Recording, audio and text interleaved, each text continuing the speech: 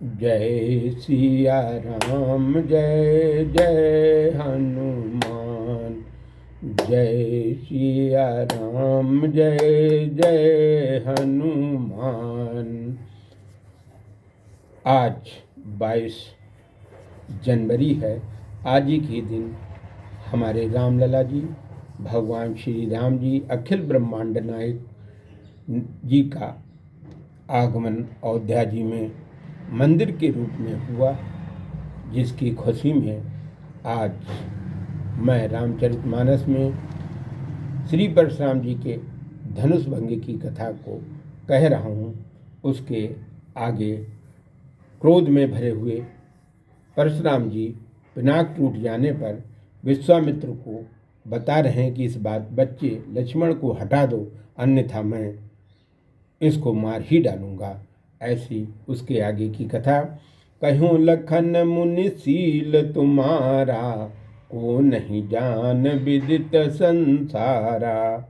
माता पिता उरन भैनी के, गुरु ऋण रहा सोच बड़ जी के। सो जन हमरे माथे काढ़ा, दिन चल गयो ब्याज बहु बाढ़ा। अब आने हैं ब्योहार बोली, तुरंत देव मैं थैली खोली। लक्ष्मण जी ने कहा, हे परशुराम जी, आपके स्वभाव और चरित्र को कौन नहीं जानता है, वो तो सारे संसार को विदित है। लक्ष्मण जी का खूब कोरोक्त में कहने लगे कि भगवान, आप माता और पिता से पूर्ण रूप से भी ऋण हो ही गए हैं। आपके लिए गुरु का ऋण ही शेष रहा है, इसलिए आपके मन में बहुत शोक है। ये ऋण अपने मस्तक से निमित्त लिया था, बहुत दिन बीत गए, इसका बहुत बड़ा ब्याज चक्रवृद्धि ब्याज की तरह बढ़ रहा है। व्यवहारिया अर्थात ऋण देने वाला महाजन को बुला लाइए, मैं थैली खोल दूंगा, पैसों के सिक्कों की झोली खोल दूंगा और आपके ऋण को चुकता कर दूंगा। और सुनी कटु बचन कुठार सुधारा, हाय हाय सब सभा पुकारा। भृगुबर परसु दिखावै मोही, विप्र विचार बचौन पदोही। लक्ष्मण जी के कटुवचन सुनकर उन्हें मारने के लिए परशुराम जी ने परसे से सुधार लिया और सभा में सभी लोग हाय हाय कर चिल्लाने लगे। लक्ष्मण जी बोले, हे राजाओं के द्रोही परशुराम जी, अब आप मुझे फरसा दिखाते हैं। मैं ब्राह्मण विचार करके आपको बचा रहा हूँ। मिले न कबहु सुभट रन गाड़े, दुज देवता घर ही के बाड़े। अनुचित कहूँ सब लोग पुकारे, रघुपत सैन लखन निभारे। आपको कभी युद्ध में गंभीर योद्धा मिला है? ब्राह्मण देवता, आप अपने घर के ही बड़े हैं, अर्थात अपनी माता और 3 भाइयों के साथ वीरता का प्रदर्शन करके आप बड़े हो गए।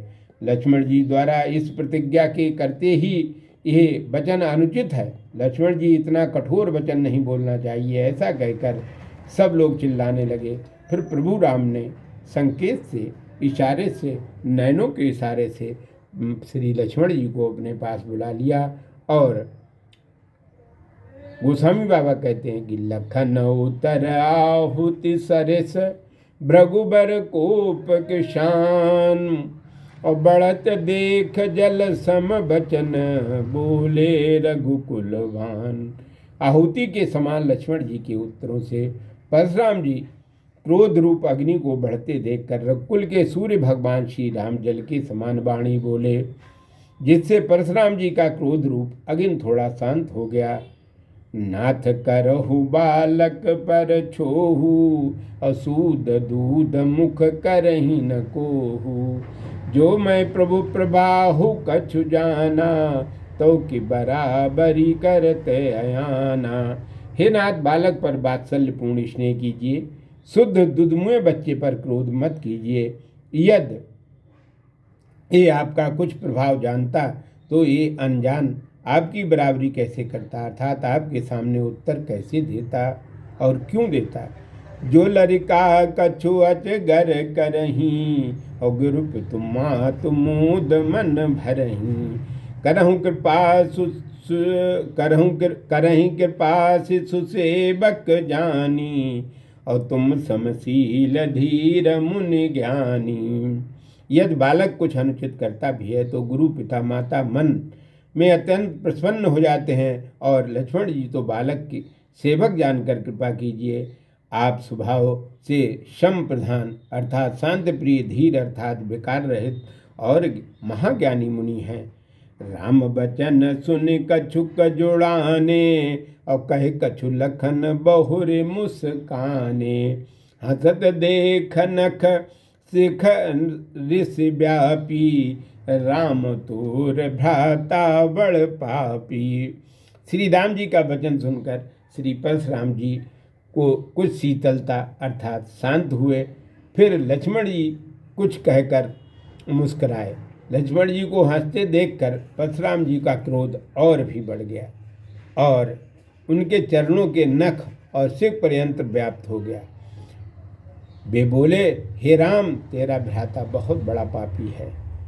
गौर शरीर श्याम मन माही, और काल कूट मुख पै मुख नाही। और सहज टेढ़ अनुहरै न तोही, और नीच मीच सम देख न मोही। इसका शरीर तो गोरा है पर मन से काला है।